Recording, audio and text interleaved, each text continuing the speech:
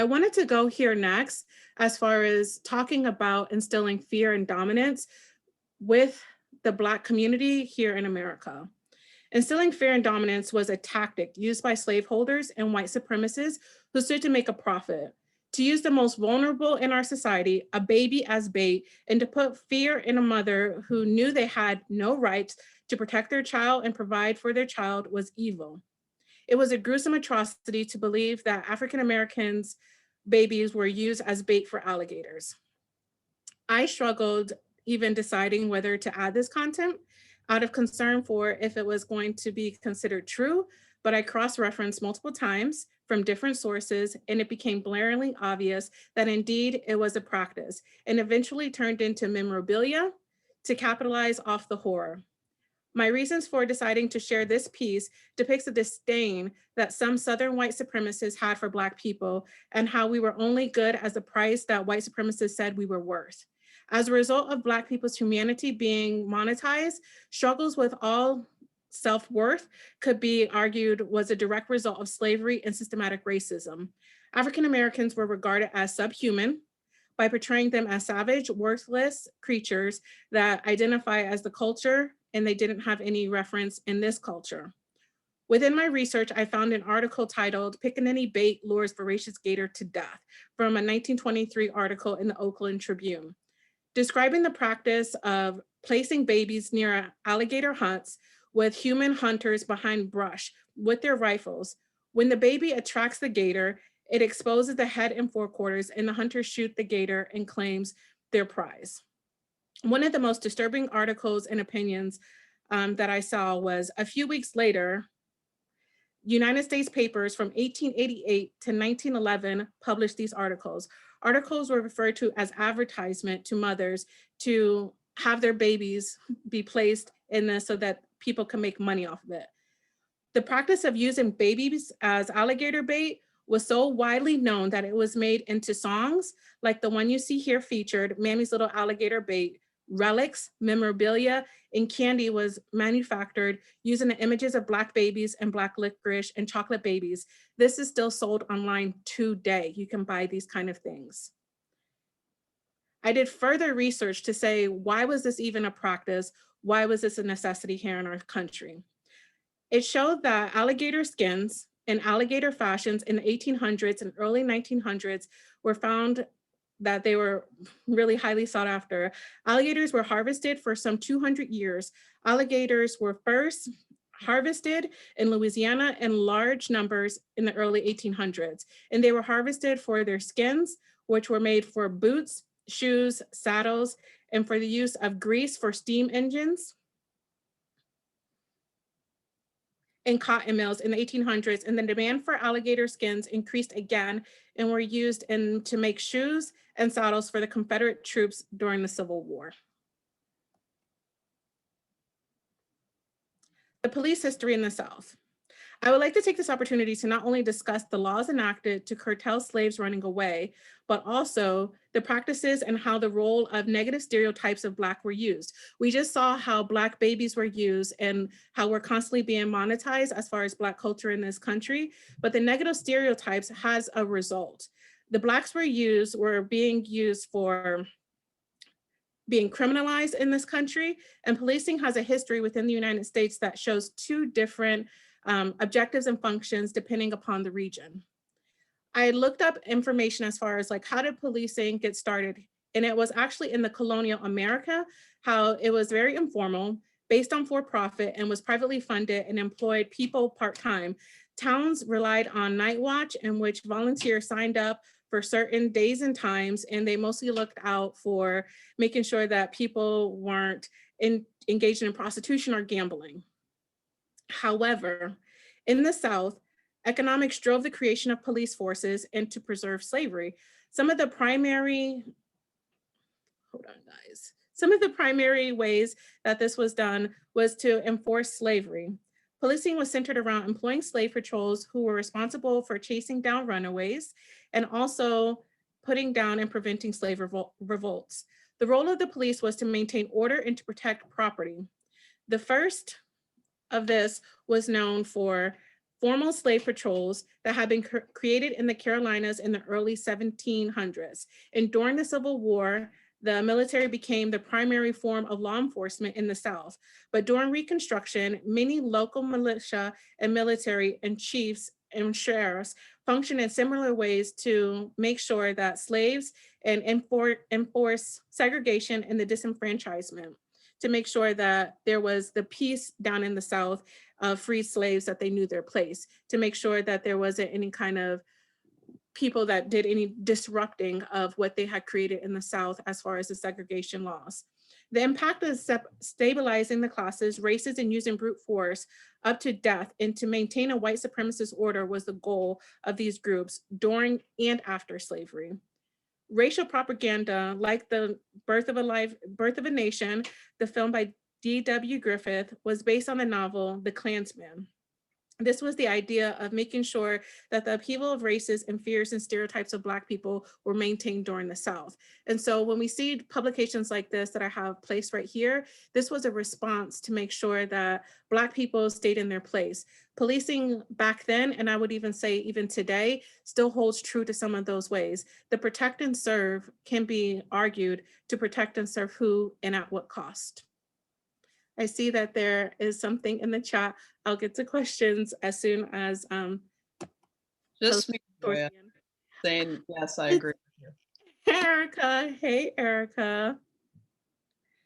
So this right here is a graph showing the progression of the prison broom, basically. So I wanted to go and show this because as I was talking about with the police forces here in America and how Blacks were used, I also wanted to say if Blacks were brought to this country to go ahead and create wealth for the farmers, we also have to understand that when Black people were freed and didn't serve that purpose anymore here in America, there was loss of income.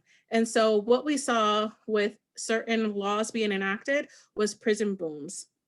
The 13th Amendment, ratified in 1865, says neither slavery nor involuntary servitude, except as punishment for crime, whereof the party shall have been duly convicted, shall exist within the United States. This had a loophole. To abolish slavery in this country, make sure that there was some kind of way that we could still hold involuntary servitude for people. The loophole provided a legalized access to free labor if found guilty of a crime, and many Black people were wrongly charged and convicted to help rebuild the South for Reconstruction and continue to provide free labor and a source of income. The passage of the 13th Amendment birthed the nation's first prison boom, as you can see here in this slide, and the number of Black people arrested and incarcerated surged. This was the result of state governments responding to two powerful social forces. First, public anxiety and fear about crime stemming from newly freed slaves, and second, economic depression resulting from the Civil War and the freed slaves. State and local leaders in the South wanted to make sure that criminal justice and the system pacified, and also the public fear of some people that were depressed economy in the South. After the Civil War, new offenses like malicious mischief were vague on purpose.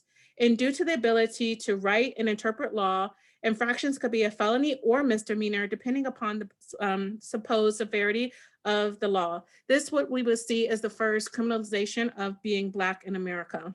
After a brief period of progress during the Reconstruction, Black people were the victim of systematic oppression in the form of unjust criminal system, which was the strategic employed for force Black people into a system of control. And there was an increase of indebted work for sharecropping and for peonage. America must address the ways in which the prison system in this country were birthed and how they have created a source of income, and institutions of slavery can be seen still here in America in imprisonment.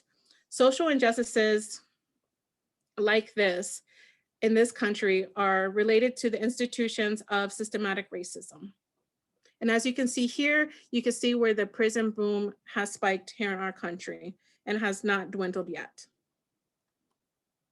So after many of the Black people were facing a lot of the systematic racism, they realized that. And with not many jobs and opportunities in the South, many of them went what we now know as the Great Migration, where they traveled away from the South because they wanted more equal opportunity here in this country, realizing that they were free, realizing that they now had rights in the country. They wanted better for themselves and better for their family. Many of them went northward. A lot of them inhabited in Chicago, in the Midwest, but they were faced with opposition.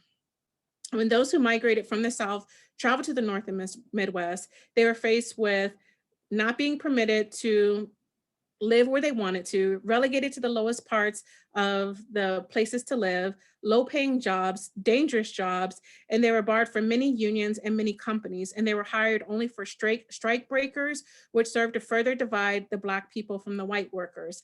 Blacks were confronted and most were given dilapidated housing, and when African Americans sought to move their families to more favorable conditions, they faced policies and customs in which were designed to maintain racial exclusion. Restrictive covenants included in response to the influx of Black people during the Great Migration. They soon were faced with discovery and clauses, which written into deeds that allowed them from buying, leasing, or living in properties in white neighborhoods, with the exception and often explicitly spelled out for servants. That means Black people could work among the white people as long as they were a servant. By the 1920s, the widespread of restrictive covenants kept as much as 85% of Chicagoans off, and they could not be limits to African Americans. During the same time, redlining, the federal housing policy of refusing to approve or guarantee mortgages in areas where Black people even live, served to deny them access to mortgages, even in their own communities and neighborhoods. And these policies became the pillars of residential caste system in the North and further segregated people and inequality. So as we know in the American dream, home ownership is part of that. But with Black people facing written policies into what they could and could not do and where they could and could not live and the amount of work that they can find, further widen that gap of divide. And I do want to talk about strict housing rules and the regulations in the Black community, because many of the regulations that people were faced with and see and still experience today, it was due to strict regulations and policies. White flight was real. Many white people left areas that were designed for mixed income dwelling. They left when a lot of Black people started flooding in and coming into the neighborhood. And many African Americans found themselves in public housing developments. The book pictured right here, High Rise Stories, Voices from a Chicago Public Housing, is wonderful. I read it. It's an excellent glimpse of policies that supported urban development and were involved with the low income and congested dwelling in which families were denied humanity, to the point of Cabrini Green was even wrapped in chain link fences, and many emergency responses refused to go there because of the dangerous nature of the neighborhood. Unjust policy enforcement that disregarded African American family unit perpetrated in the cycle and following of the rules and breaking apart the family structure in these strict housing policies. Unemployment, Black urban residents with low levels of education being swept into prisons. In 1970, state and federal prison populations were 196,441. By 1985, it had grown to 481,616. By the year 2008, federal and state and correctional authorities had jurisdictions over 1.6 million people. These numbers prove our nation's current period of mass incarceration and the growth of incarceration and disproportionate too many Black people in jail other than other races. Born fundamentally altered the transition of adulthood. And the reason why I wanted to go ahead and mention that is many policies were written into public housing developments that if you had a criminal history or a violent background, they weren't allowed to live in these places. And what happened with this was the number of mass incarcerated Black men, coupled with strict binding housing policies of not allowing felons or violent criminal offenders to dwell in urban developments or government housing, it further separated Black families from each other, directly impacting the Black community disproportionately. housing policies that negatively impacted teenage and adult men in public housing families, specifically in low-income communities, largely communities of color, were at a greater risk for over-policing, incarcerated, and felony histories, which in turn barred them from dwelling together in their families. 75% of public housing in Section 8 households are female-headed. The exclusion of Black men from their families also promotes the missing father, the absent father phenomenon that we experience in the Black community. The culture is unproportionate to any other culture and causes and makes sure that reasoning behind these policies are necessary to what we can do to truly find out what were the purpose of these policies. Are these policies still in existence? And are they inclusive of all people and all families and all culture? Systematic racism is a barrier to the American dream. I briefly touched on it before. I went ahead and did some research. This is from the US Census Bureau. As you can see here depicted with the overall poverty rate, when I previously spoke about the Great Migration and how many Black people fled the South because they weren't having much opportunity and went other directions and other ways to search for opportunities, as we saw, many of them were not allowed to work where they wanted to as far as that income gain. We have certain policies in this country now, affirmative action, that prevented that and made sure that they had equal access and equal rights to education and for jobs. But as we can see here, it is higher for people with a median income that are white people and a higher rate for Black people that have a lower income and are in poverty. We still face systematic racism due to what happened in this country. And I said, we have to revisit history to see where we are right now. Many of the things that put in place as far as stereotypes of Black people and not having as much opportunity, even with policies in place, we are still experiencing an economic divide. A lot of people want to move away from the history or, that was back then. How does it relate to now? It relates now because whenever you talk about systematic racism and how a race is depicted, viewed, and given opportunities, it's still impacting them as far as what can be obtained in this country. And we can see, we talk about the achievement gap and we can talk about the economic gap, it is still very obvious today. And I want to review this because I feel like another impact of our longstanding racism here in this country affects students' academics and being stereotyped and we can see here in, I did some research and Black youth are suspended at 3.6 times the rate of white youth. And in kindergarten through 12th grade, Black students were 3.8 times more likely to be suspended than their white peers. Some may ask, what do the points have to do with the structures that are in place right now to protect one class and be a barrier to another? When Africans were originally brought to this country, they were purchased with a goal in mind to create wealth for farmers so that the farmers can pursue the American dream. After liberation and being granted civil rights and the struggle for equality have been persistent in our nation, we are still regarded as subhuman, treated as such, and the fight for equality isn't over. We must continue to strive and begin addressing these kind of things and closing these gaps. The economic gap is a mentionable gap because it's due to economics being driven force as far as lifestyle and attainment of pursuit within our country. Many of the articles I researched mentioned how economics play a huge part in accessibility and obtaining things that we need here in this country and what other people say are successful. This is one of my favorites. So I talk a lot about history, and this was one that I had to mention because there's an internalization of stereotypes. A lot of people say, Black pride, we know who we are, we know where we come from. We come from a land of kings and queens back in Africa. But it is important to mention what the Black American experience here in this country, a lot of it went into people internalizing how they saw themselves.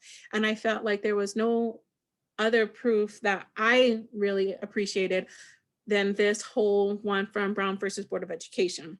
Considering where America was in 1954 and going back, we have to understand that there was a divide in this country. This was considered in some ways we were able to overcome, and there was a lot of things going on. And one of the highlights was Brown versus Board of Education. This experiment involved white and brown skin dolls and was very simple. The Clark's experiment yielded the results that showed the devastating impact that life in our society intolerant of African Americans. Children were asked to identify these dolls. And they were asked to identify, as many of you may have known about the study, which one was white, which one was colored, which one was Negro, and which one was good or which one was bad. Finally, they were asked to identify the doll that looked most like them. The Black children, and overwhelmingly said that the white baby was good and the Black one was bad. This showed an internalization of a negative stereotype that the Black children had been fed.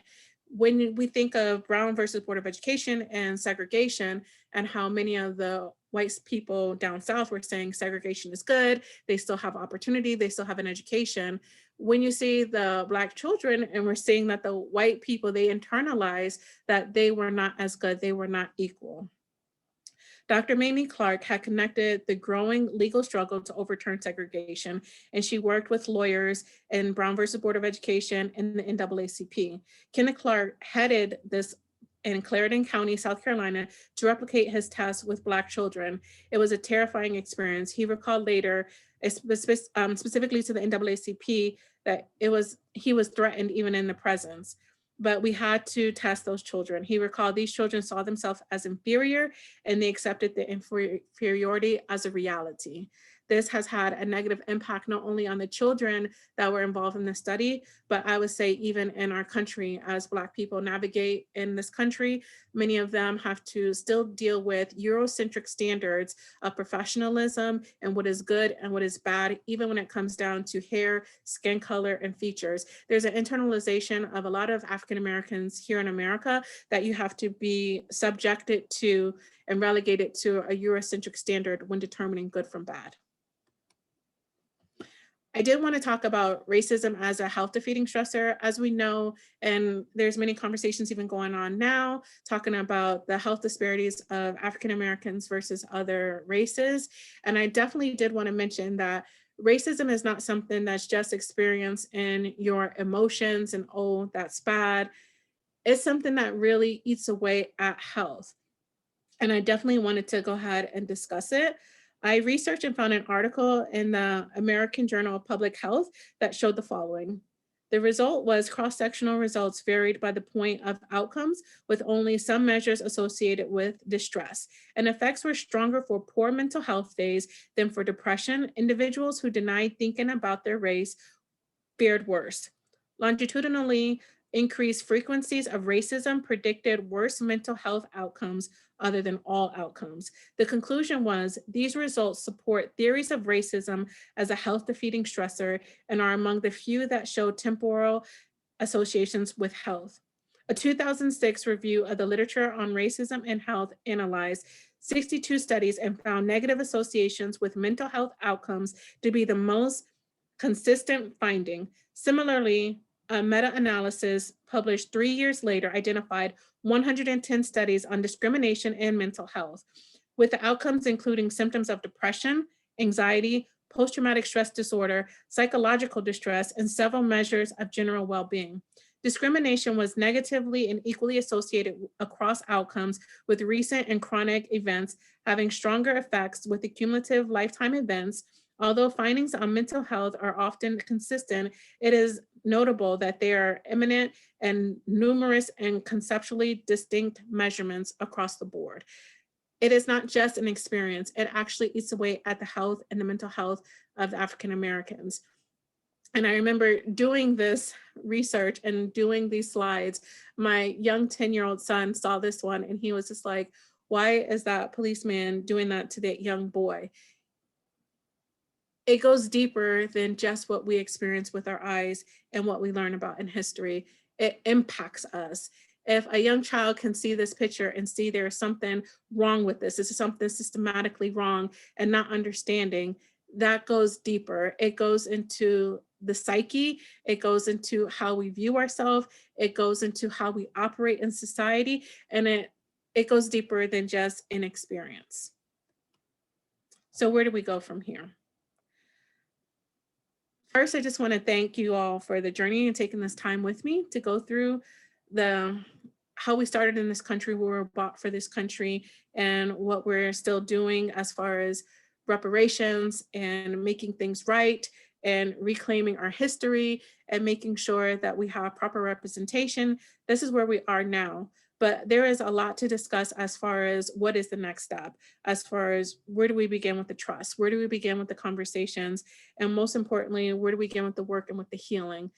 I think when talking about the framework of social work and allies in this country discussing systematic racism, I think it's important to open the floor up and talk to African Americans and other people of color who have experienced atrocities in this country and are still experiencing inequalities and justice. And I think it's important to look at policy reform and see what things can be put in place to make sure that there's equal access for justice for everyone, because clearly we can see in the laws and even in the 13th Amendment that was given, it hasn't all been given to us.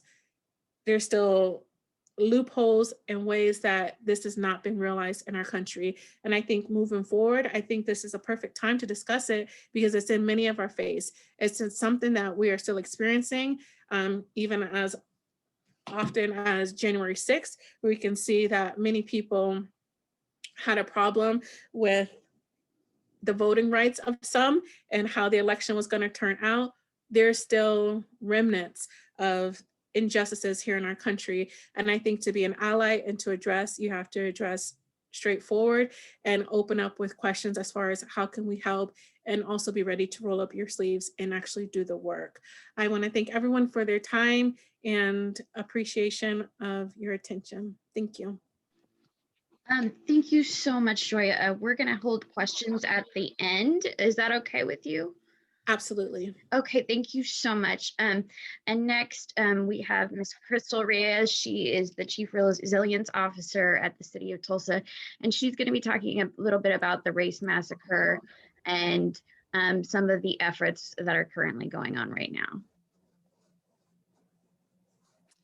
Thanks, Jenna. Hi, everyone. Thank you for inviting me today. And hi, Joya. Nice to see you. Haven't seen you in a while. Thanks for your presentation. As Jenna said, I am the city's Chief Resilience Officer, leading the Mayor's Office of Resilience and Equity. Just out of curiosity, how many of you have heard of our resilience strategy or that office?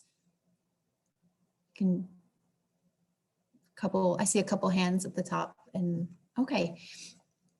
So I'm going to walk through what that strategy is. And Joya, I so appreciate your kind of foundation in the historical context.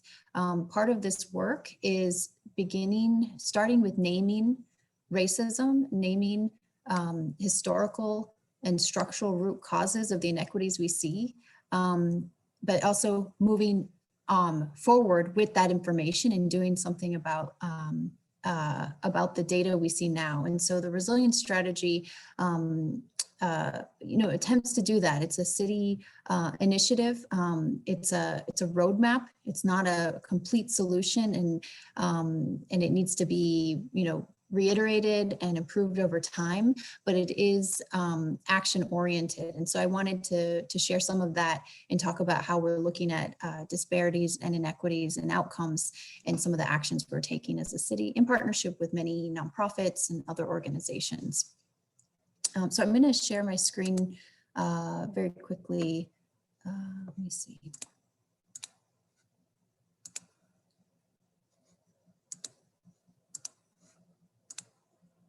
Okay, can everyone see those slides? You can give a thumbs up. Okay, great. So as I mentioned, the resilience strategy for the city of Tulsa was launched in 2018. Just very quickly, the strategy was actually originally going to be like about infrastructure and kind of like making our sort of city weathering sort of climate challenges.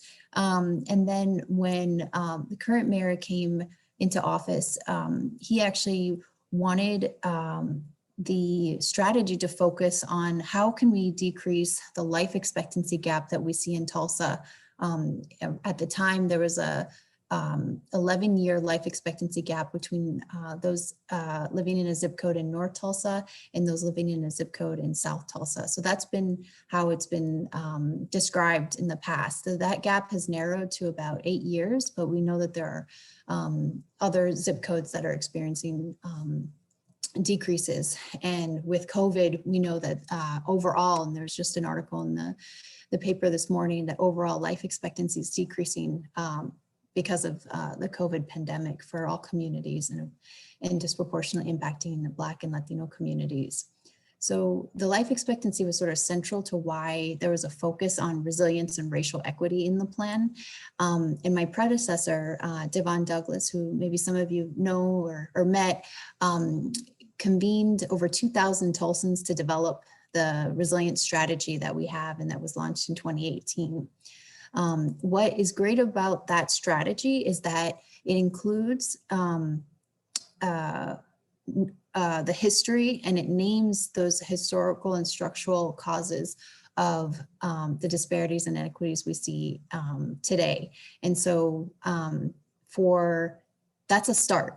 So Joya's wonderful presentation, explained and was really thorough. The strategy includes some of that, but I think what was important is that that's the city of Tulsa began to name those things, starting with the history versus kind of ending up at okay, here are the solutions absent any context. So I'll walk through a little bit of the strategy, and I really wanted to jump to some of the data and the actions in the strategy as well. I start presentations with sharing that the city of Tulsa has a mission, vision, and values. And the mission includes building a foundation for economic prosperity for all Tulsans, enhanced quality of life, and improved well-being. And so that is what drives our priorities and the work of the departments and the work of our offices. And I'll talk about kind of how the resilience strategy feeds into that. I'm moving up this drawing because words are great. And then I think sometimes a visual is really helpful to show that we have these frameworks, the Resilient Tulsa strategy, looking at data with a racial equity lens, and then having that drive us towards our vision to be a world-class city. So the couple data pieces that I wanted to share include the Gallup City Voice Index and the Equality Indicators report, which hopefully you've heard about. This is the 3rd year we've released that, and we're actually in the middle of a community engagement strategy to help spread the word about the data and sharing some actions that the city is taking and our partners are taking. But first, the Gallup City Voice Index was a survey sent out to about 20,000 Tulsans, and we got about 20% back.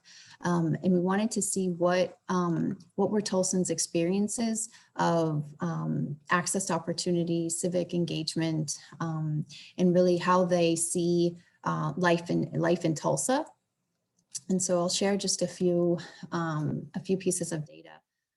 When asked how difficult or easy was it to access, housing, mental health services, healthcare, the sort of item with the largest proportion was 36% experienced it being very difficult or difficult to access affordable housing, followed by mental health services. We also collected information on how residents thought that certain entities were positively impacting the community. And so local government was at the bottom. Churches and religious organizations was at the top, as well as nonprofits. And so, sometimes the data doesn't show, a positive thing, especially from a city government perspective, but it also shows, to me, it shows two things: that there's improvement. Things need to be intentional to move up that ladder of being able to show or to have residents feel like the government has an impact. But it also means that our key partners should be the faith-based organizations and the nonprofits to help us move, some of these actions forward and to build trust. I'm because I know we're running a little bit out of time, I'm going to jump to the equality indicators. For those, has everyone heard of the equality indicators, or at least kind of been aware of them? Joy, I see you nodding. Maybe a couple folks. I see a thumbs up. Okay.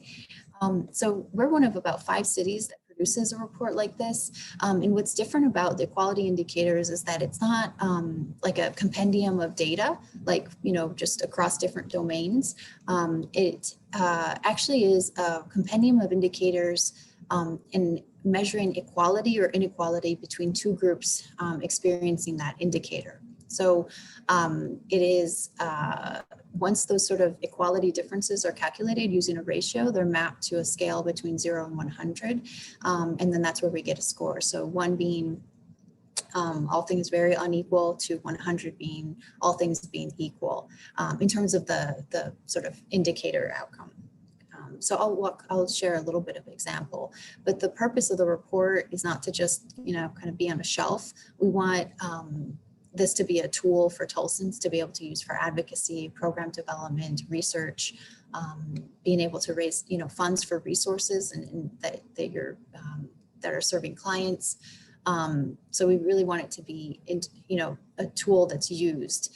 And what we did this year, which was absent in the previous years, was begin a discussion, because we couldn't, it's a short report and not a, large, compendium, but we included some highlights around how to apply a racial equity lens to data. Many times disparities, data is used to kind of perpetuate stereotypes or to point to individual behavioral solutions and not point to the structural solutions that need to happen.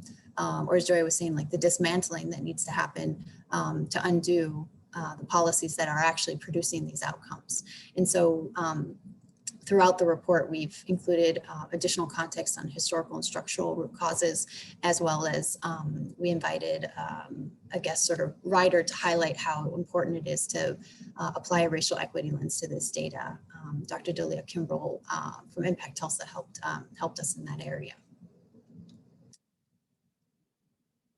So the 6 themes in the Quality Indicators report include, economic opportunity, education, housing, justice, public health, and services.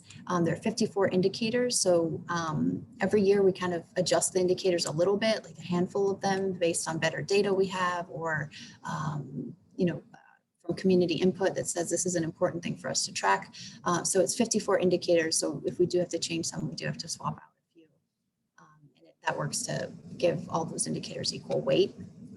And as I mentioned, it's a comparison between 2 groups. Usually the most often comparison is between 2 race or ethnic groups.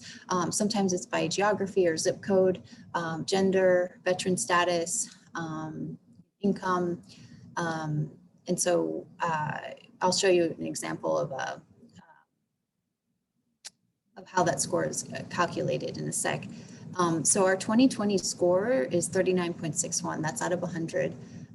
The lowest scoring theme is actually economic opportunity. In Joya's presentation, I think, it correlates with that. Why are we seeing the most sort of unequal kind of spread in economic opportunity? Well, there's, years, generations of policies that have impacted that and caused that.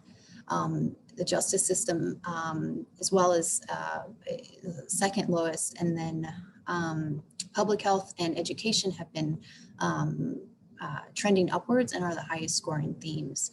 And there's some talk or some hypotheses around education being a high scoring theme, given some of the collective impact efforts that are taking place in Tulsa, which we think are making a difference. And so I'm sorry, I think I excluded this from the presentation. So that one of the, I wanted to kind of just share, I'll just share it. So for example, in how we can think about these scores is that homelessness among the veteran community. So in Tulsa, we actually are near 100. So kind of good equality score among veteran homelessness. But that means that someone who is a veteran is no more likely to be homeless than a non-veteran. So That's a good thing. It means that the sort of gap or disparity between the two groups is non-existent, but that doesn't mean that homelessness is disappeared for veterans or non-veterans. So these equality indicators talk about that gap and how things are equal or unequal, but we also need to look at the overall rates. And that's really what we want to see is overall rates improve and those gaps decrease between groups at the same time. We have a community engagement strategy. So if you go to tulsaei.org, you can sign up to attend some of these sessions where we're actually talking about the data and then having a panel discussion with individuals that are working on programs or services or policies related to some of those indicators. I also wanted to share a little bit about some of the other data sources that we use through the New American Economy related to immigrant residents. And we're going to be doing a survey pretty soon to discuss, to understand the impact of COVID on communities of color and immigrant Tulsans as well. So I'll jump into Resilient Tulsa. The strategy was released in 2018, and it's a broad strategy that contains 41 policies, programs, practice changes, and events. And so they're divided into 4 kind of areas.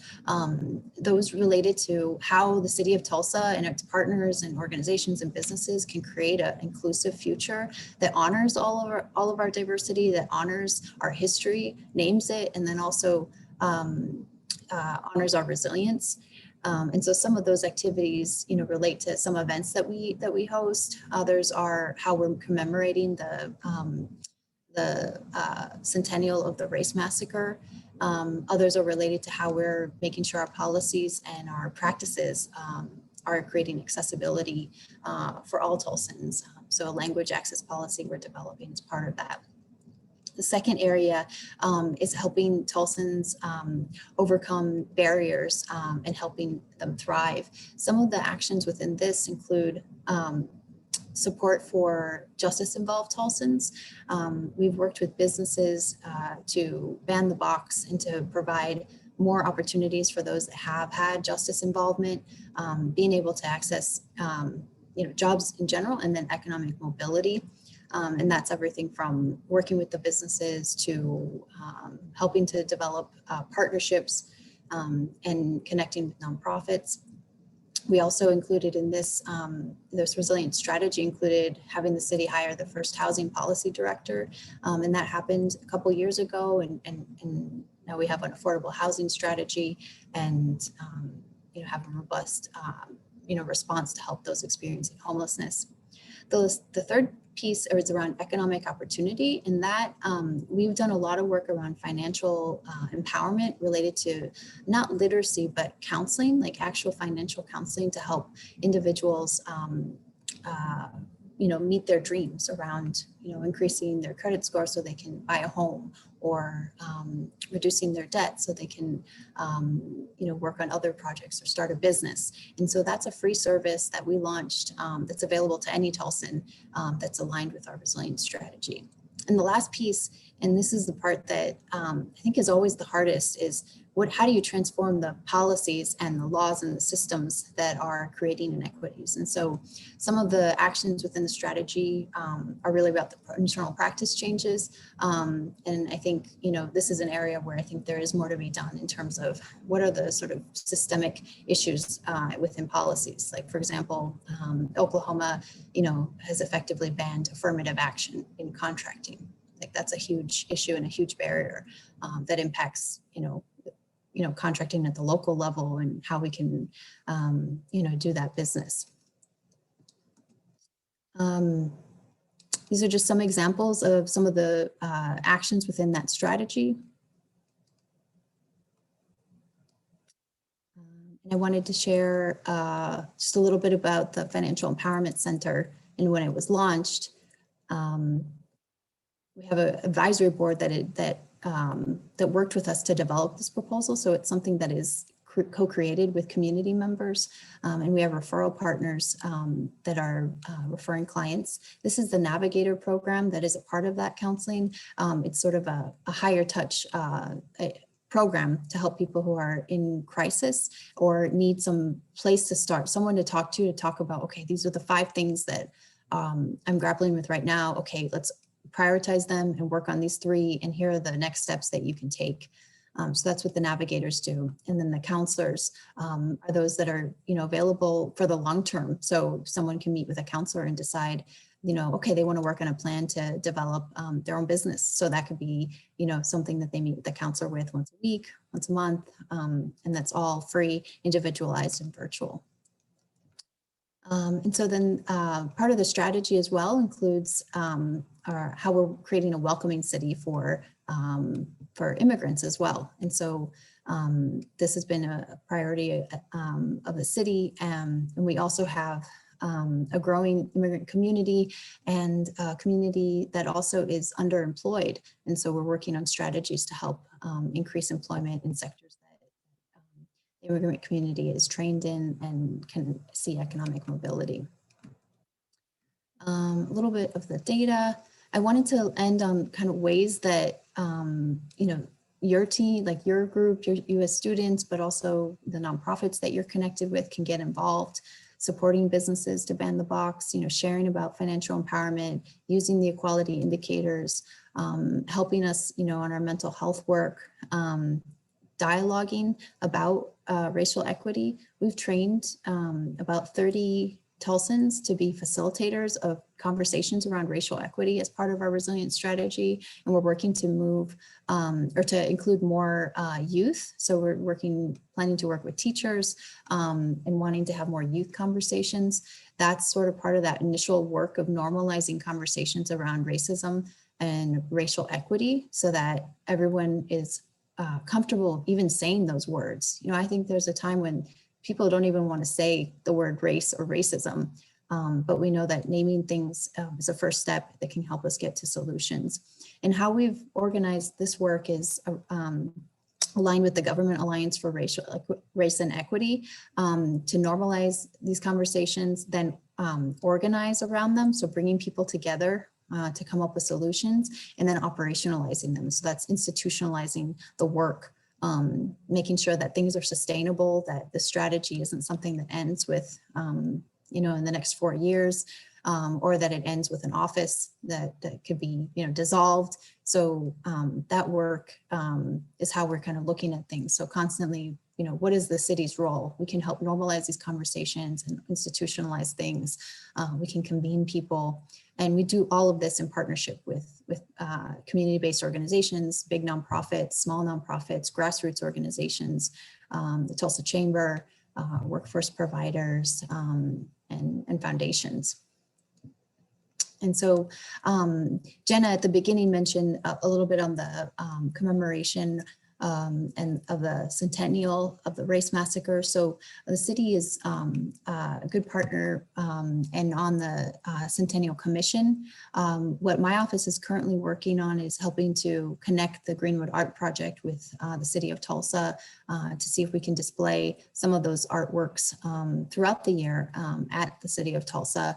And then the city has also included some capital dollars and funds to help support the area around the Greenwood Cultural Center and the John Hope Franklin Park. So the city's doing sort of various aspects, but it is a community-wide effort, and there are lots of events and opportunities coming online in the next few months to get involved. And I'm happy to share that or connect you with folks.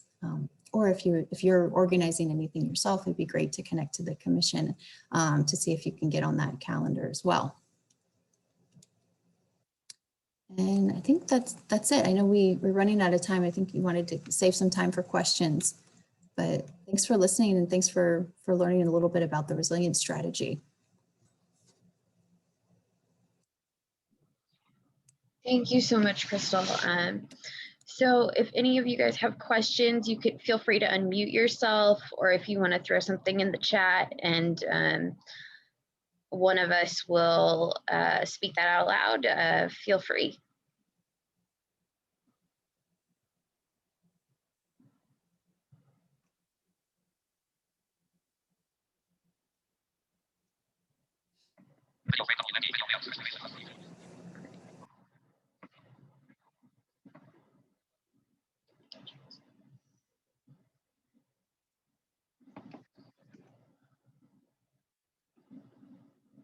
someone asked about banning the box. So sorry, that's a kind of term of art or term. So banning the box means removing the box on employment applications that asks if you have a criminal history. And that is a strategy to just help remove bias. So, you know, if someone, you know, is looking at 5 applications and someone has banned the box, you know, for someone that doesn't have those principles and the sort of anti-bias systems in place, they will probably turn that application away or look at the other 4. And so banning the box is like one piece of the work around opening up those opportunities. Give people a chance to get interviewed and show their qualifications and how they can, you know, meet the requirements of the job without that barrier.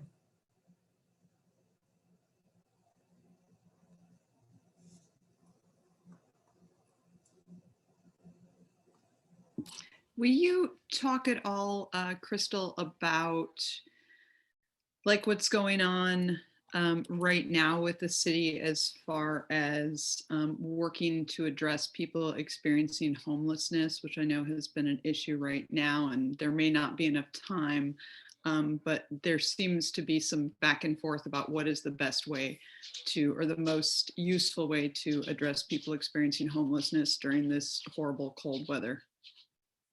And when you say back and forth, can you share a little bit more of what the back and forth? Yes, I think the city has gotten some negative publicity about the choices made. I know that some of the city councilors have gotten pushback. I know there has been agendas being pushed by certain organizations, and what is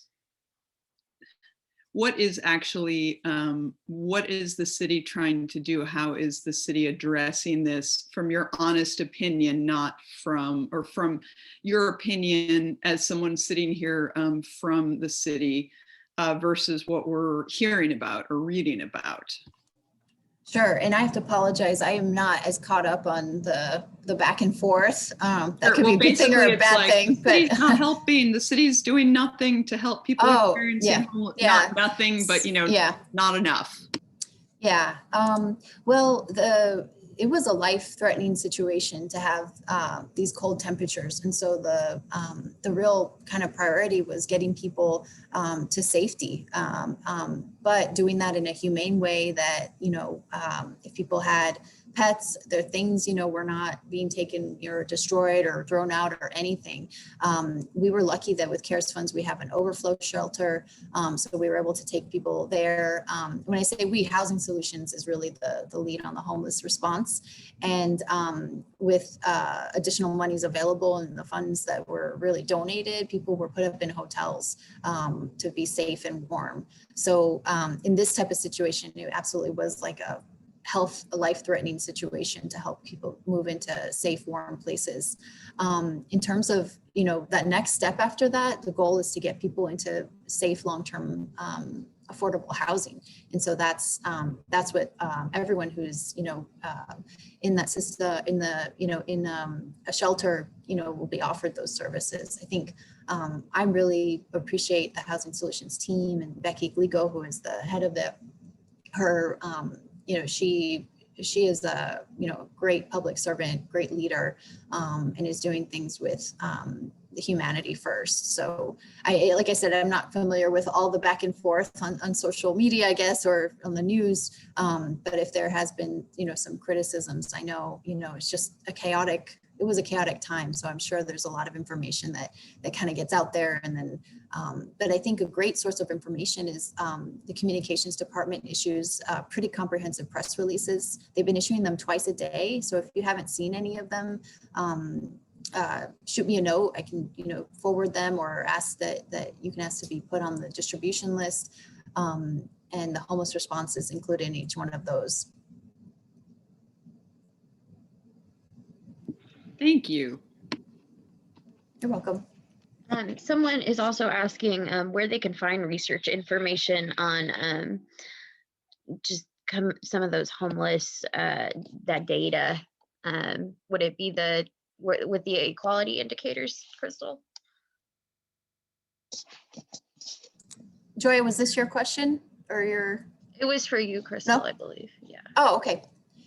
So where can someone get the data on these outcomes across economic? Yeah, so I would say, I mean, there's absolutely lots of data in lots of places, but the equality indicators kind of has the 54 indicators that community members kind of identified as the most critical in Tulsa, and also that there was data available that could be disaggregated by race, ethnicity, geography. So that's a good place to start. But as I mentioned, and I think Joy, you're saying this as well, like it's not sort of like, okay, this is the data. Okay, now we need to, use just this information to create the solution. We really need to dig deeper into that and bring stakeholders together around like, what are the root causes we can change? We always need programs, but eventually we want to have a situation where we don't need the programs that are really addressing, the symptoms. Thank you, Krystal. And Joya, someone asked, how can we continue healthy conversation around race and its historical impact with those who take the approach that kind of like what you're talking about of, oh, well, that was so long ago? Yes, I think it's important to, with those people who want to sustain that it was an impact that happened, is over, we should be moving forward. That's why I always lead with data sources. I think numbers speak past emotions of people trying to be detracted from what occurred in America and with the Black experience. I say Black experience because people are still living with the outcome of what happened back then. We still have internalized racism within ourselves. We have colorism, not only within the Black community, but other communities of color. And we also have health disparities, not only just the disparities that Krystal alluded to, but we also have maternal health issues that when mothers of color go into hospitals to give birth to their babies, they don't receive the same amount of care. They're more likely to have adverse health impact for themselves and babies long-term in our communities, just simply because of the color of their skin. And I also spoke about the criminalization of being Black in America. Once the 13th Amendment passed, and ever since we were brought from boats over here, it was a crime just for being Black in this country. And I think until we really talk face on with what's going on right now, we see results of inappropriate police tactics and brutality with the deaths of many people in the publicity of it. We are still dealing with voter suppression in the South. We are still dealing with these issues. And I think for the people who try to whitewash history and move away from what happened, they're not facing facts. And so that's why I move with data first, because it takes people out of the emotion of, oh, those are my ancestors, or that's what happened back then. Can you refute the data? Can you refute all these circumstances of people who've lost their lives, what people are still going through, people not being able to get into college, pay for college, buy a house? Can you refute all of that? And so I lead with data with that.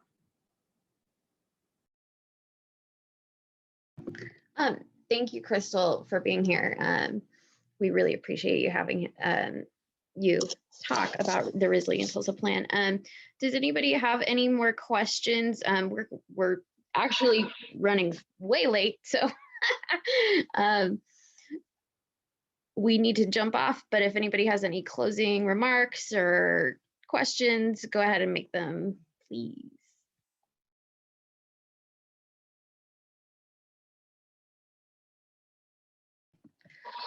Okay, looks like no. Joya, we want to thank you so much for your time and for really enlightening us to the history. I don't think a lot of us knew anything about that. So thank you so much for your input. And is it okay if students want to ask you further questions if we provide your contact information? Okay, thank you so much. All right. Thanks, everybody. And we'll be posting this video on YouTube. So if you want to share it with your friends, we can do that. So thank you for your time, and I hope you have a good day.